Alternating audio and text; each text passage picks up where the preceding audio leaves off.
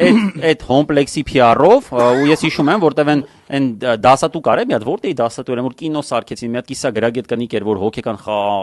խնդիրներ ուներ։ Արա Նանե Արզումանյան, Միսսիպիսի։ Այդ Միսսիպիսին գնաց հանդիսանում Այդ հոմպլեքսում, հա։ ինքը ոնց հասցե իրաց PR-ով զբաղվում, ինչի հոմպլեքսից առևտուր չանեք ժողովուրդ։ Ուրեմն այդ կնոջ էր, հոգեկան հիվանդ կնիկ էր մի հատ, որը պատմության դասատու էր, ինչի դասատու էր, չեմ հիշում, որ բան էր, որ տենց թեկահապատակ ինչ-որ բաներ էր խոսում, որ հետո եկա կինո դարավետի